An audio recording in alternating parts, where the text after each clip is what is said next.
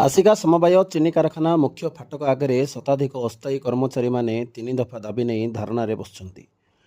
दीर्घ दिन है 105 जन कर्मचारी को स्थायी नियुक्ति, कारखाना बकेया थिबा 3 वर्षर बोनस राशि प्रदान संघ को वरिष्ठता योग्यता भितर नियुक्ति प्रदान करने को दाबी करी धारणा बसी प्रतिवाद करुछंती। कारखाना परिचालना परिषद एवं परिचालना निर्देशक एप्रति ध्यान नदेले आगामी दिन में भयावह परिस्थिति सृष्टि हेब बोली प्रकाश करिसेंती। ए संपर्क में परिचालना कमिटी सभापति रवींद्रनाथ पंडा को पचारिबारु परिचालना परिषद बैठकर निर्धारण एवं स्टाफ सिलेक्शन कमिटी सहमति भितर समवाय आईन और चीनी कलर आईन अनुसार यथासंभव न्याय सम्मति विधि सम्मत अनुसार कर्मचारी नियुक्ति पदोन्नति उपर निष्पत्ति कारखानार परिचालना निर्देशक डॉक्टर सुशांत कुमार पंडा ए संपर्क में आलोचना बेले से कहवा अनुसार कर्मचारी मानकर अभिज्ञता योग्यता दक्षता कारखानार शून्यता को आधार करी सरकारी निर्देशमान अनुसार निष्पत्ति और न्याय देवाई स्थिर करा जाइछि बोली कहिसेंती।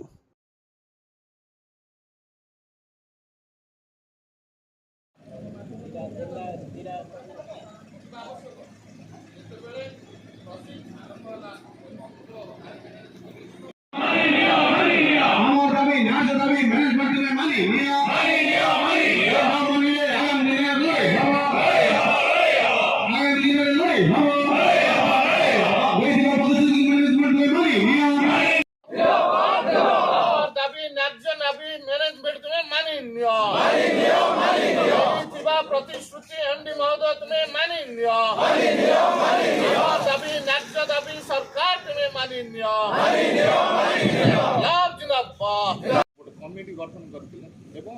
नवेम्बर मासरे से गोटे एग्रीमेंट करथिले जे मु निश्चित भाव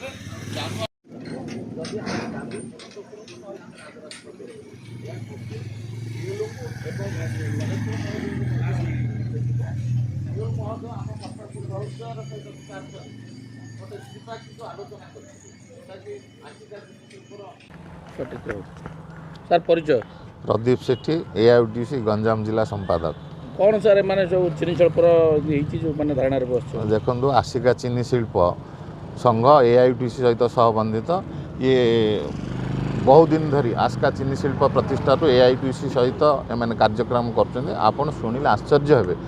भारत वर्षर उच्चतम न्यायालय गोटे श्रमिक को सर्वनिम्न 28,000 दरमा देवाई घोषणा करुला बेले दीर्घ 15 वर्ष धरी एनएमआर माने जो काम करुँचे से 15,000 टंकार चलुंट। केवल 15,000 से प्रोत्साहन राशि 13,000 टंका से दौरान और अन्य बाबद 2,000 जोटा कि समुद्र को संके पानी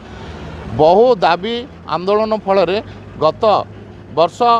सेप्टेम्बर मसरे आम गोटे दाबी पत्र देइथुलु एमडी महोदय को जदि आमर दाबी तुरंत शुणु ना आम राजरास्ता को ओह्लैबु। यह कॉपी डीएल को एवं कलेक्टर महोदय को देइथुलु। डीएल महोदय आम कथा को सहृदय सहित विचार करी गोटे त्रिपाक्षिक आलोचना करथिले जोटा कि आसिका चीनी शिल्पर मैनेजमेंट एआईटीसी कर्मकर्ता एवं आसिका चीनी शिल्पर कर्मकर्ता को लेकर गोटे मैनेजमेंट गोटे कमिटी गठन करथिले एवं नवेम्बर मसरे से गोटे एग्रीमेंट करथिले जे मु निश्चित भाव जानुआरी शेष सुधा मु आपण मानकर जेते दाबी अच्छी मानि नेबी एवं समस्त एनएमआर कर्मचारी मान को रेगुलर करदेबी। क्रॉसिंग सरला परे पुनी धारणा रे बस नहीं सर शुणु आपण माध्यम मु निवेदन करुच्ची ए कथा सर्वसाधारण को जीवा आवश्यक अच्छे जेते बेले क्रॉसिंग आरंभ है चीनी शिल्प कारखाना जिते बड़े चीनी पेड़ा आरंभ है से निजे असहाय मन कले एमडी महोदय जे आपण मैंने आमको सहयोग करंतु चीनी शिल्प कर्मचारी को एवं श्रमिक संघर नेतृत्व को गोटे आलोचना है जे आमको सहयोग करंतु चीनी पेड़ा सरीगला आम निश्चित भाव फेब्रुआरी 28 सुधा आपण मानक रेगुलर पोस्ट घोषणा करूँ। दुखर विषय 28 तारीख गला मैनेजमेंट विभिन्न आड़ देखे उद्देश्यमूलक भाव विभिन्न आड़ देखा नौ विभिन्न प्रकार आड़ देखा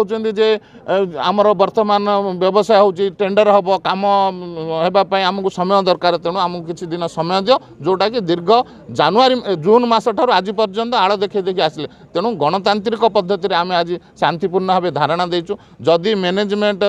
हृदय सहकारे चिंता करी श्रमिक मानकर कथा न विचार करती आगामी दिन में बाध्य होकर मुख्य फाटक को संपूर्ण भाव अचल करूँ केवल आशिका चीनी शिल्पर कर्मचारी नुहति समग्र गंजाम जिलार AITC नेतृत्व एवं AITC कर्मकर्ता आसी चीनी शिल्प सम्मुख आगे आशिका चीनी शिल्पर श्रमिक मान स्वार्थ निश्चित भाव ठिया हे एति आपण माध्यम निवेदन करुच्ची एवं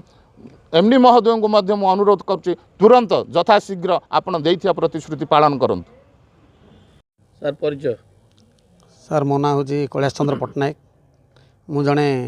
एनामार कर्मचारी ये चीनी शिल्पर बहु वर्ष है मो निजर पदवी रही कार्य करुँची। कौन असुविधा अच्छी आप रास्ता को देखो आज्ञा आम बहु वर्ष है श्रमिक भाव एनामार भाव कम कर आसुँ किंतु बहु श्रमिक मोर भली प्राय बहु ऊर्ध्वर ऊर्ध्व श्रमिक एठारे कार्य करी आसुथिले मध्य निज निजर दायित्ववान जगार रही काम करले मध्य आमको उचित प्राप्य मिलूनी एवं आमर न्याय्य दाबी आज पर्यटन हासिल हो पारला नहीं। आउ आमको स्थायी नियुक्ति देवा बदल में आमको यही परिचालना निर्देशक एवं परिचालना परिषद आमको विभिन्न प्रकार आड़ देखाई तुमर आज हम काली हम कही जो लिंगरिंग करके गले तापाई आम आज राजरास्ता को ओह्लैचु। केते जन एनामार अच्छ कौन तुम प्रतिश्रुति देते मैनेजमेंट आमे प्राय 107 जन एनामार अच्छु आउ मैनेजमेंट को बारंबार आमे दाबीपत्र देइथिलु 4/9/2025 तारिखरे एक दाबीपत्र प्रदान करिथिलु। सेही दाबीपत्र अनुଯାयी मैनेजमेंट बहु प्रकार आड़ देखाइला परे कर्मचारी मानकर एही कार्य को किमिति संपादन करा जिवो बोली सी 27/11/2025 रे ब्रह्मपुर DL ऑफिस जाई सेठारे गोटे प्रतिश्रुति देइथिले। आमे 27/11/2025 रे जो त्रिपाक्षिक प्रतिश्रुति माने स्वाक्षर कले सी कही जे तुमको फेब्रुआरी 1 सुधा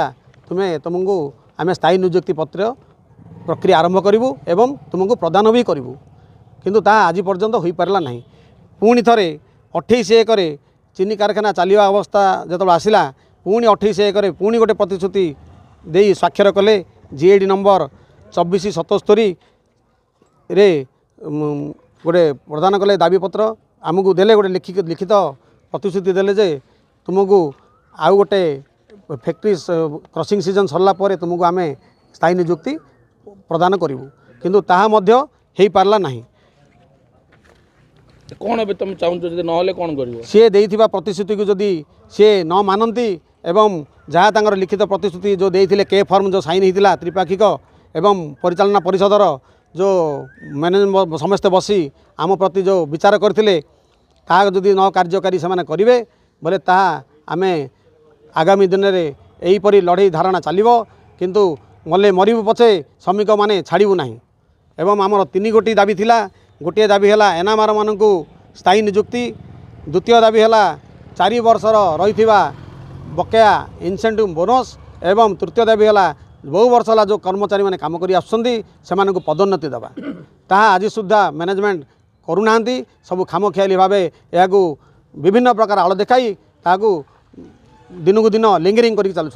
से सबू कर्मचारी आज एकाठी होई निजर पेट पाटना को तांको पाखे भिक्षा मागी किमिति मैनेजमेंट आमे देइथिबा तमे प्रतिश्रुति किमिति रक्षा कर आमे शांतिपूर्ण भाव में एठारे बसी आमे मैनेजमेंट को आमे भिक्षा मागुचु मैनेजमेंट तमे देइथिबा प्रतिश्रुति तमे मानि नियो आमे तो आमे कर्मचारी भावे तुमर चीनी कारखाना को जाई आमे काम करिवु। सर नमस्कार सर मो ना शिवराम राउल मो भाई मानकर जनरल सेक्रेटरी अच्छी AITC रो कौन बर्तमान चीनी कलर समस्या आरंभ होला चीनी कलर समस्या दीर्घ किए 20 वर्ष किए 25 वर्ष किए 28 वर्ष काल एनाम खटी खटी पर्यंत आसिले किए एक्सपायर्ड कले किए रिटायर्ड हेले ए सबू तदन नहीं आम सब मैनेजमेंट को कंप्लेन कलु जे सार एति दिन है आम ये खटिले भाई मैंने किसी चिरस्थायी स्थायी नियुक्ति दि जाऊ से कहले ठीक अच्छे मुझे कर गवर्नमेंट अमक समक कहले ना चलो DL ऑफिस आम लिखी कपी टू कलु DL ऑफिस आमर मीटिंग है DL थी सार मन थी आम रामकृष्ण मंडल प्रेसिडेंट थी सब गोटे एग्रीमेंट है के फार्म रे जो आम को डेटा 27/11 आम गोटे एग्रीमेंट है से गोटे चलो के दिन आम दौचु मान प्रतिदिन अमुक डेट तुम दिहब फेब्रुआरी ସେଇଟା ସେ ଡେଟ୍ ପଳେଇଲା ଆଜ୍ଞା ପ୍ଲାଣ୍ଟ ଚାଲିବା ଉପରେ ବ୍ୟସ୍ତ ସେ କହିଲେ କିଛି ଦିନ ସମୟ ଦିଅ ସେ ସମୟ ହେଲେ ଆମେ ଦେଲୁ ଆଜ୍ଞା ଆଉ ଗୋଟେ ଏଗ୍ରିମେଣ୍ଟ କରାହେଲା ସମସ୍ତେ ଥାଇକିରି ସେ ଏଗ୍ରିମେଣ୍ଟ ହେଲେ କାମ ଦେଲାନି ଏବେ ପ୍ଲାଣ୍ଟ ବନ୍ଦ ହେଲା ପରେ ଆମେ ଯାଇ ସାର୍କୁ ନିବେଦନ କଲୁ ସାର୍ କ'ଣ କରିବା ଭାଇମାନେ ଆପଣ କହିଥିଲେ କଥା ଦେଇଥିଲେ ଆଉ ଏଗ୍ରିମେଣ୍ଟ କରିଛନ୍ତି ଦିଅନ୍ତୁ ନା ରେଜିଷ୍ଟର କ'ଣ ଗୋଟେ କେସ୍ ପଡ଼ିଛି ହାଇକୋର୍ଟରେ ଗୋଟେ କେସ୍ ପଡ଼ିଛି ଆଉ କଲେକ୍ଟର ମୁଁ ବୁଝି ତଦନ୍ତ କରି ନେବି ରଖି ଥୋଇ କଲାଠୁ ଲୋକ ବିରକ୍ତ ହେଇଗଲେ ଆଉ ଏବେ କ'ଣ ଆପଣଙ୍କ ଡିମାଣ୍ଡ ରହିବ? ଡିମାଣ୍ଡ ହେଲା ଆଜ୍ଞା ଆମର ଏନ୍ଏମ୍ଆର୍କୁ ସିଜନାଲ ଅର୍ଡ଼ର ଆଉ ଆମର ଯିଏ ଯେଉଁ ପଦବୀ ରେଗୁଲାର ମାନେ ଅଛନ୍ତି ସେ ପଦବୀ ତାଙ୍କର ପରିପୂର୍ଣ୍ଣ ହେଉ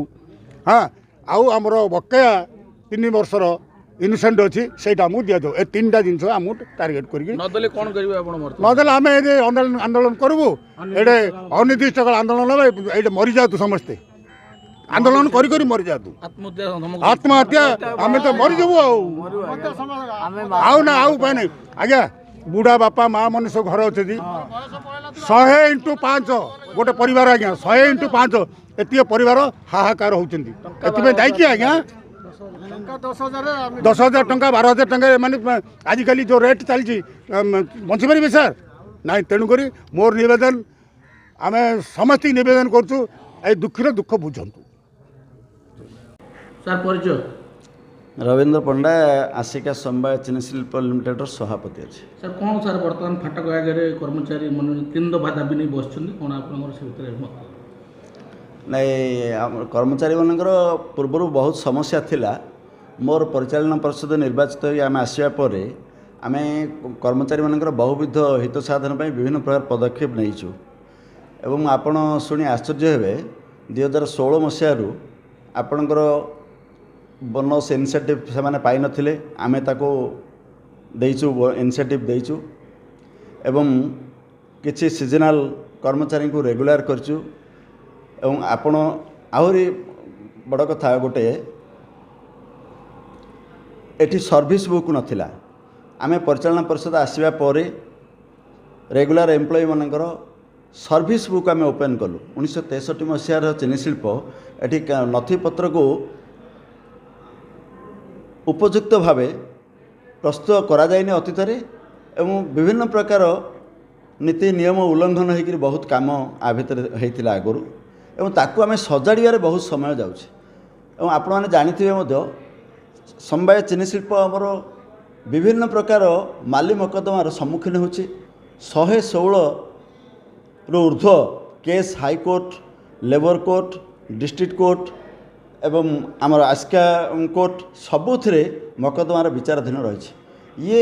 विभिन्न प्रकार समस्या देकर गति करचे आम चाषी मानक पई श्रमिक मानक पई बहुविध उन्नति साधन पई पदक्षेप नहींचु एवं आगामी दिन में नेबापी आम प्रयास जारी रही आजिकार जो आंदोलन कथा आपण मैंने कहते से माने गत 12 तारिख दिन गोटे दायीपत्र आमको देते से दाबी है जे ट्राइपार्टाइट चुक्ति डीएलओ एवं आस्का सुगर फैक्ट्री मैनेजमेंट मध्य एवं यूनियन मध्य जो चुक्ति होती से चुक्ति को कार्यकारी करने दाबी पत्र से 12 तारिख रे से चुक्ति आमर अच्छी जे एनआरआर मान को सीजनाल करने एवं सीजनाल मान को रेगुलर करने तार जो प्रोसेस अच्छी से प्रोसेस रे आमे कार्यक्रम आरंभ करिचु एवं सेटा चूड़ांत हो पारि नाही एवं आमे पूर्वरु परिचालन परिषद बैठक एवं आमर स्टाफ सिलेक्शन कमिटी बैठक रे आमे देइचु मतामत डायरेक्टर माने बसचंदी आलोचना करचंदी एमडी आलोचना करचंदी सेक्रेटरी आलोचना करचंदी समस्ते आमे सहमत अछु जे कर्मचारी मानकर किछि समस्या समाधान हो एवं कर्मचारी माने उपयुक्त प्राप्य तांकर पाहंतु किंतु जोटा ओडिशा समवाय आईन एवं आमर सुगर फैक्ट्री जो समवाय सुगर फैक्ट्री आईन ये सबको भित्ति करी आमे नियुक्ति देबा पई पदोन्नति देवाई जो आवश्यक होची सेथिरे टे विलंब होची एवं आमर प्रक्रिया जारी रही निर्दिष्ट भाव मु न कहि पारले मध्य आमे कर्मचारी यूनियन जो दाबी और समस्या अच्छी परिचालन परिषद आमे सचेतन अच्छु एवं आगामी दिन में ताकू यथा संभव ନ୍ୟାୟସମ୍ମତ ବିଧିସମ୍ମତ ଯାହା ହୋଇପାରିବ ତାହା କରାଯିବ। ମୁଁ ଆସ୍କା ସୁଗର ଫ୍ୟାକ୍ଟ୍ରିର ଏନ୍ଏମ୍ଆର୍ ଶ୍ରମିକ। ଆମେ ଆଜକୁ 15-20 ବର୍ଷ ହେଲା ଏନ୍ଏମ୍ଆର୍ ଶ୍ରମିକ ଭାବେ କାମ କରି ଆସୁଛୁ। 8-10 ହଜାରରେ ଆମର ଜୀବିକା ପୋଷଣ କରୁଛୁ। ଆମେ ବଞ୍ଚିବାରେ ବହୁତ ଅସୁବିଧା ହେଉଛି। ଆଉ ମ୍ୟାନେଜମେଣ୍ଟକୁ ଆମେ ବହୁତ ବାର ଆମର ୟୁନିୟନ୍ ତରଫରୁ ଆଉ ଆମେ ନିଜେ ଯାଇ ମଧ୍ୟ ବହୁତ ପ୍ରକାର ଦାବି କରିଛୁ, କିନ୍ତୁ ଆମର କୌଣସି କ୍ଷତିପୂରଣ କି ଆମର ଦାବି ପୂରଣ ହୋଇନି। କିନ୍ତୁ ଆମେ ଏତେ ସବୁ କହିଲା ପରେ ମଧ୍ୟ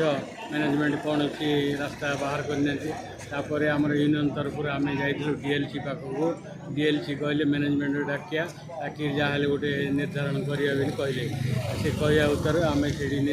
ଡିଏଲ୍ସି ପାଖରେ ଆମର ମିଟିଂ ହେଲା। ସମସ୍ତ ମ୍ୟାନେଜମେଣ୍ଟ ଆଉ ଡିଏଲ୍ସି ସରକାରୀ ଅଫିସର ଥାଇକିରି ହେଲା। ସେଇଟା ଆମର ଏଗ୍ରିମେଣ୍ଟ ହେଲା, କେ ଫର୍ମ ତିଆରି ହେଲା।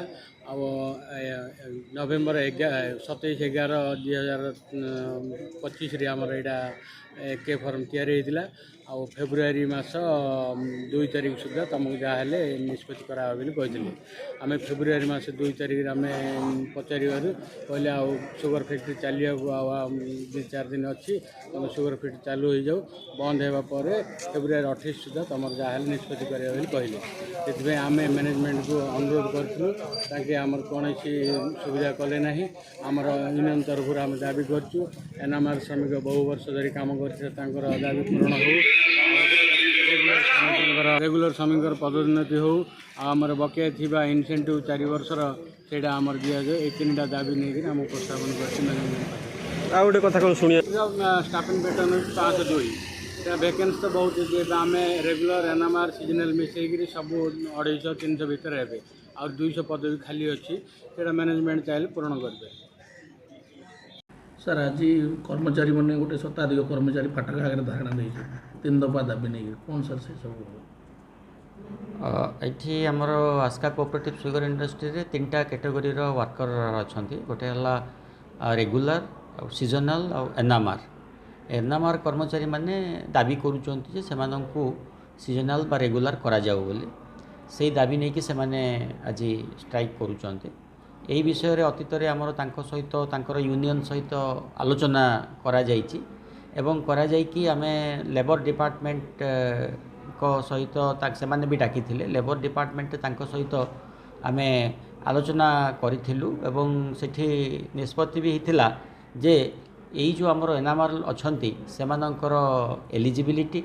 ତାଙ୍କର ଏଫିସିଏନ୍ସି, ତାଙ୍କର ଏଜୁକେସନାଲ୍ କ୍ୱାଲିଫିକେସନ୍, ଆମର ଭେକେନ୍ସି ଏସବୁକୁ ଆଧାର କରିକିରି ଯେତେବେଳେ ଗଭର୍ଣ୍ଣମେଣ୍ଟର ଯେଉଁ ଗାଇଡ଼ଲାଇନ୍ସ ରହିଛି ତାକୁ ଆଧାର କରିକି ଏଇ ଯେଉଁ ଲୋକମାନଙ୍କର ଯେଉଁ ଏନ୍ଏମ୍ଆର୍ ଆମର ଏମ୍ପ୍ଲୟି ଅଛନ୍ତି ସେମାନଙ୍କୁ କିପରି ଭାବରେ କ'ଣ ତାଙ୍କର ଯେଉଁ ନ୍ୟାୟ ଦିଆଯାଇପାରିବ ସେ ବିଷୟରେ ନିଷ୍ପତ୍ତି ନେବା ପାଇଁ ଲେବର ଅଫିସରେ ଆମର ଆଲୋଚନା କରାଯାଇଥିଲା, କିଛି ସେଟଲମେଣ୍ଟ କରାଯାଇଥିଲା। କିନ୍ତୁ ତାର ପରବର୍ତ୍ତୀ ଅବସ୍ଥାରେ ଅନେକ ଗୁଡ଼ିଏ ଜିନିଷ ହେଇଛି। ଏଇଟା ଯେଉଁ ଲେବରରେ ଯେଉଁ ଆଲୋଚନା କରାଯାଇଥିଲା ଲେବର ଅଫିସରେ, ସେଇଟା ନଭେମ୍ବର ମାସ 27 ତାରିଖରେ କରାଯାଇଥିଲା ଏବଂ ତାର ପରବର୍ତ୍ତୀ ଅବସ୍ଥାରେ ଡିସେମ୍ବର ମାସରେ ଆମର ସ୍ପେଶାଲ ଅଡ଼ିଟ୍ ଆସିଲା। ସ୍ପେଶାଲ ଅଡ଼ିଟ୍ରେ କୁହାଗଲା ଯେ ଗତ 10 ବର୍ଷ ଭିତରେ ବହୁତ ଇଲିଗାଲ ଆପଏଣ୍ଟମେଣ୍ଟ ହେଇଛି ଏବଂ ତାପରେ କୁହାଗଲା, ସେମାନେ କହିଲେ ଯେ ଆପଣଙ୍କର 66 ଜଣଙ୍କର ଏଇଠି ଆସ୍କା କୋଅପରେଟିଭ୍ ସୁଗର ଇଣ୍ଡଷ୍ଟ୍ରିରେ ତାଙ୍କର ଇନକ୍ୱାରି ଚାଲିଛି ଏବଂ ସେମାନଙ୍କର ଯେଉଁ ଶିକ୍ଷାଗତ ଯୋଗ୍ୟତା ଏସବୁ ଜିନିଷ ସନ୍ଦେହଜନକ, ଡାଉଟଫୁଲ୍, ତା ଉପରେ ବି ମାନେ ଇନକ୍ୱାରି ବର୍ତ୍ତମାନ ଚାଲିଛି। ଏହିସବୁକୁ ଆଧାର କରିକିରି ସ୍ପେଶାଲ ଅଡ଼ିଟ୍ କହିଲେ ଯେ 66 ଜଣଙ୍କର ଯେଉଁ ଉପରେ ଇନକ୍ୱାରି ଚାଲିଛି, ଯେଉଁଟାକି ହାଇକୋର୍ଟ ନିର୍ଦ୍ଦେଶ ଦେଇଛି ଏବଂ 10 ବର୍ଷରୁ ଉର୍ଦ୍ଧ୍ୱ ଭିତରେ ଯେଉଁଟା ଇଲିଗାଲ ଆପଏଣ୍ଟମେଣ୍ଟ, ଏହିସବୁ ଟପିକ୍ ଉପରେ ସ୍ପେଶାଲ ଅଡ଼ିଟ୍ ଅନେକ ପ୍ରଶ୍ନ ପଚାରିଥିଲେ। ତାହା ବର୍ତ୍ତମାନ ଚାଲିଛି, ସେଇଟା ସରିନି କି ତା ରିପୋର୍ଟ ଆସିନି। ଏବଂ ଅନ୍ୟ ପକ୍ଷରେ ଆମର ଏଗ୍ରିମେଣ୍ଟ ସରିଲା ପରେ ଏବେ ଅଳ୍ପ ଦିନ ହେଲା ଆମର ଆର୍ସିଏସ୍ଙ୍କ ପାଖରେ ଏଇ ଯେଉଁ ଏଗ୍ରିମେଣ୍ଟ ହେଇଛି ଆମର ଏନ୍ଏମ୍ଆର୍ ସହିତ, ତା ଉପରେ ବି ପିଟିସନ୍ ଆସିଛି, ତା ଉପରେ ଇନକ୍ୱାରି କରିବା ପାଇଁ ରେଜିଷ୍ଟର ଅର୍ଡ଼ର ଦେଇଛନ୍ତି ଏବଂ ଅନ୍ୟ ପକ୍ଷରେ ହାଇକୋର୍ଟରେ ମଧ୍ୟ ଏଇ ଯେଉଁ ଏନ୍ଏମ୍ଆର୍ ମାନଙ୍କ ସହିତ ଆମର ଏଗ୍ରିମେଣ୍ଟ ହେଇଛି ଲେବର ଡିପାର୍ଟମେଣ୍ଟରେ, ହାଇକୋର୍ଟରେ ତାହା ଉପରେ ବର୍ତ୍ତମାନ କେସ୍ ଫାଇଲ୍ ହେଇଛି ଏବଂ ସେଇଟା ବର୍ତ୍ତମାନ ସବଜୁଡ଼ିସ୍ ଅଛି। ଏହିସବୁକୁ ଆଧାର କରିକିରି ଆମେ ମ୍ୟାନେଜମେଣ୍ଟ ତରଫରୁ ଏନ୍ଏମ୍ଆର୍ ଏମ୍ପ୍ଲୟିମାନଙ୍କୁ ଡାକିଥିଲୁ, ତାଙ୍କ ସହିତ ଆଲୋଚନା କରିଥିଲୁ, ତାଙ୍କୁ ଆମେ ବୁଝେଇଥିଲୁ ଯେ ଆପଣମାନେ ବର୍ତ୍ତମାନ ଆମକୁ କିଛି ସମୟ ଦିଅନ୍ତୁ ଆପଣମାନଙ୍କର ଯାହା ନ୍ୟାଯ୍ୟ ଦାବି ତାକୁ ଆମେ ନିଶ୍ଚିତ ଭାବରେ ବିଚାର ଆଲୋଚନା ମାଧ୍ୟମରେ ତାକୁ ସମାଧାନ କରିବା ପାଇଁ ଆମେ ଚେଷ୍ଟା କରୁଛୁ। କିନ୍ତୁ ଯେହେତୁ ଏଇଠି ଗଭର୍ଣ୍ଣମେଣ୍ଟର ନୀତି ନିୟମ ପ୍ରୋସିଜର ସବୁ ଫଲୋ କରିବାକୁ ପଡ଼ିବ, ସେଥିପାଇଁ କିଛି ନା କିଛି ସମୟ ଦରକାର ପଡ଼ୁଛି ଏବଂ ସେଇ ସମୟ ତାଙ୍କୁ ଦେବା ପାଇଁ ଆମେ ଅନୁରୋଧ କରିଥିଲୁ। କିନ୍ତୁ ସେମାନେ ଆଜି ବର୍ତ୍ତମାନ ଷ୍ଟ୍ରାଇକ୍ରେ ବସିଛନ୍ତି। ଆମେ ଏଇ ବିଷୟରେ ଷ୍ଟ୍ରାଇକ୍ ବିଷୟରେ ରେଜିଷ୍ଟର, କଲେକ୍ଟର ଏବଂ କମିଶନର କୋଅପରେସନ୍ ଡିପାର୍ଟମେଣ୍ଟ ଏ ସମସ୍ତଙ୍କୁ ଆମେ ଅବଗତ କରାଇଛୁ ଏବଂ ଯେତେ ଶୀଘ୍ର ହେବ ଏଇ ଯେଉଁ ସମସ୍ୟାର ସମାଧାନ କରିବା ପାଇଁ ଆମେ ପଦକ୍ଷେପ ଗ୍ରହଣ କରୁଛୁ। ସେମାନେ ବସିଲେ କି ପରିଚାଳନା ନିଶ୍ଚିତ ଭାବରେ ସେମାନେ ଆମର ସୁଗର ଇଣ୍ଡଷ୍ଟ୍ରିର ଗୋଟେ ପାର୍ଟ ଆଣ୍ଡ ପାର୍ସଲ। ଯଦି ସେମାନେ ଷ୍ଟ୍ରାଇକ୍ କରିବେ ତାହେଲେ ନିଶ୍ଚିତ ଭାବରେ ସୁଗର ଫ୍ୟାକ୍ଟ୍ରିର ଯେଉଁ ବିଭିନ୍ନ କାର୍ଯ୍ୟ ବାଧାପ୍ରାପ୍ତ ହେବ ଏବଂ ଯେଉଁଟାକି ଆମେ ବର୍ତ୍ତମାନ ଚାହୁଁନୁ। ଗୋଟେ ବହୁତ କ୍ରୁସିଆଲ୍ ଘଡ଼ିସନ୍ଧି ମୁହୂର୍ତ୍ତ ଦେଇ ଆମର ଆସ୍କା ସୁଗର ଇଣ୍ଡଷ୍ଟ୍ରି ବର୍ତ୍ତମାନ ଯାଉଛି। ସେଥିପାଇଁ ଆମେ ତାଙ୍କୁ ବାରମ୍ବାର ଅନୁରୋଧ ବି କରିଛୁ, ଅତୀତରେ ଏବେ ବି କରୁଛୁ ଯେ ଆପଣଙ୍କର ଦାବିକୁ ଆମେ ବିଚାର ଆଲୋଚନା ମାଧ୍ୟମରେ ତାକୁ ଯେମିତି ହେଲେ ଆମେ ତାକୁ ସମାଧାନ କରିବା, ସେଥିପାଇଁ କିଛି ଆମକୁ ସମୟ ଦିଆଯାଉ, ସେଇ ଜିନିଷ ଆମେ ତାଙ୍କୁ ଅନୁରୋଧ କରିଛୁ। ବ୍ୟୁରୋ ରିପୋର୍ଟ, ସନ୍ଧାନ ଓଡ଼ିଶା ଲାଇଭ୍।